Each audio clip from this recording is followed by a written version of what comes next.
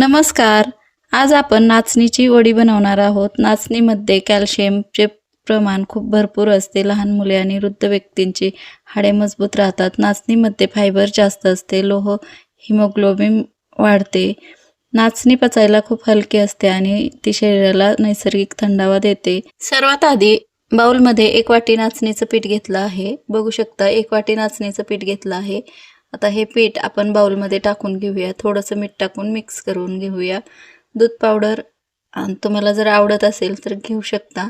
पाव कप अशी दूध पावडर घेतली आहे. तुम्हाला दूध पावडर टाकायची नसेल तर तुम्ही नाही टाकली तरीही चालेल. दूध टाकून आपण आता हे मिश्रण तयार करून घेऊया. थोडं मीठ थोडे करून दूध टाकून आपण मिक्स करून घेऊया, म्हणजे गुठळ्या होणार नाहीत. लक्षात ठेवा, ह्या मिश्रणात गुठळ्या न होता मिश्रण आपल्याला तयार करायचे आहे. म्हणून आपण थोडं करून दूध टाकत आहोत. तर 1 वाटी नाचणीच्या पिठाला आम्हाला 2 वाटी असं दूध लागलं आहे. कारण नाचणीचं पीठ थोडंसं दूध जास्त शोषून घेतं. त्यामुळं हे मिश्रण तयार करायला 2 वाट्या दूध असं मी टाकलं आहे यामध्ये. आता यामध्ये दूध टाकल्यामुळे बर्फीला माव्यासारखी चव येते. जर तुम्हाला दूध न टाकता बर्फी बनवायची असेल तर नाचणीचे पीठ अगोदरच तुपात भाजून घेऊ शकता तुम्ही. खमंग सुवास सुटेपर्यंत लहान आचेवर भाजून घ्यायचे. नंतर तुम्ही याची बर्फी बनवू शकता किंवा लहान आचेवर अशा पद्धतीने तुपात तुम्ही हे नाचणीचं पीठ भाजून दुधात मिक्स करून अशा पद्धतीने मिश्रण बनवलं तरीही चालतं. तर मी दुधात नाचणीचं पीठ मिक्स केलं असल्यामुळे नाचणीची बर्फी अधिकच स्वादिष्ट बनते, माव्यासारखी चव येते. आता लहान आचेवर आपण कढईत तूप टाकलं आहे. कढईत तूप टाकलं आहे. 1 मोठा चमचा असं तूप टाकलं आहे. हे तूप गरम झालं की आपण हे मिश्रण थोडं करून नाचणीचे आणि दुधाचे मिश्रण टाकून घेऊया आणि हे सतत मिश्रण हलवत परतून घ्यायचं आहे, म्हणजे यामध्ये गुठळ्या होणार नाहीत. जसं हे मिश्रण परतून घेऊ तसं हे घट्ट होईल आणि कढईत सोडेल आणि सुगंध दरवळेल, छान सुवास सुटेल. मंद आचेवर आपण हे मिश्रण घट्ट होईपर्यंत भाजून घेत आहोत. तुम्ही नॉनस्टिकची कढई वापरा, म्हणजे हे मिश्रण कढईला चिकटणार नाही. ह्या पद्धतीने सतत हलवत मिश्रण परतून घेत आहोत आपण. नाचणीचे खूप फायदे आहेत, जसे की नाचणी खाल्ल्यामुळे हाडे मजबूत होतात, वजन नियंत्रित राहण्यास मदत होते, रक्तातील शुगर नियंत्रणात राहते आणि पचनक्रियासुद्धा सुधारते. नाचणीमध्ये कॅल्शियमचे प्रमाण भरपूर असते. लहान मुले आणि वृद्ध व्यक्तींचे हाडे मजबूत राहतात.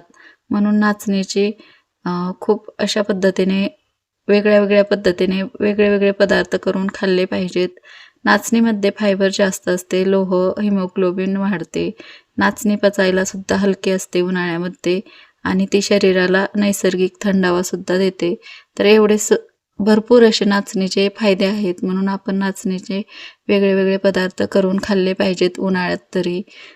जर तुम्ही वेगळे पदार्थ बनवून खात असाल तर मला कमेंटमध्ये तुम्ही सांगू शकता.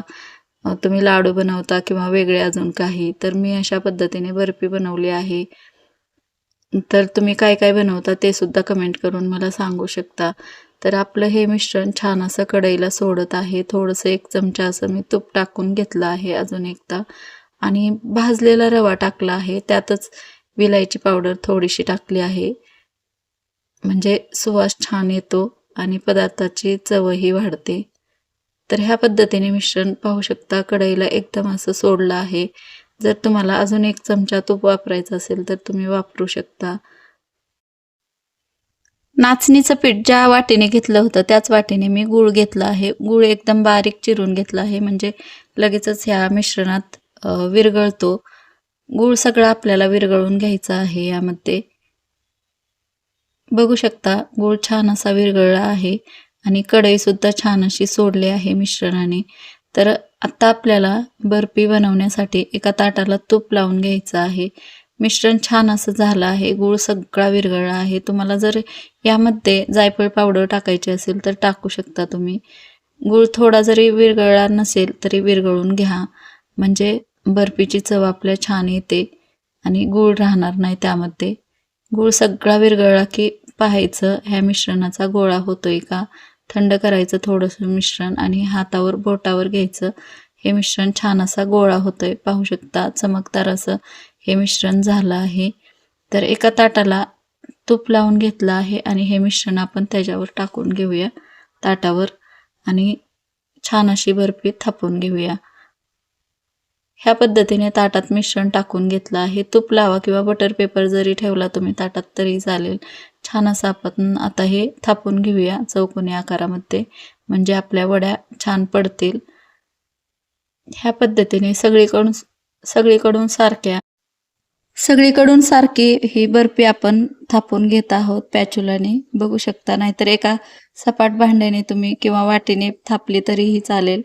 यावर आपण ड्रायफ्रूट्स टाकून घेणार आहोत.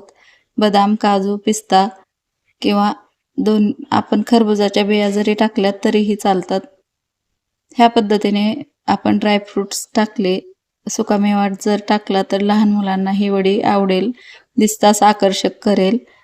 म्हणून आपण सुकामेवा टाकून यावर नंतर थोडीशी कोमट असतानाच आपण याचे काप करून घेणार आहोत ह्या पद्धतीने.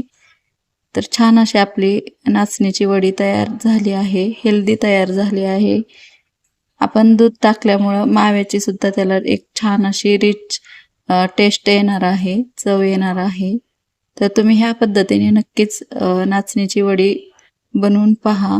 तुम्हाला जर ही नाचणीची वडी रेसिपी आवडली असेल तर व्हिडिओला लाईक करा, मित्रमैत्रिणींसोबत शेअर करा आणि सविताच किचन या चॅनलला सबस्क्राईब जरूर करा. भेटू पुन्हा अशाच नवीन रेसिपीसोबत. तोपर्यंत धन्यवाद.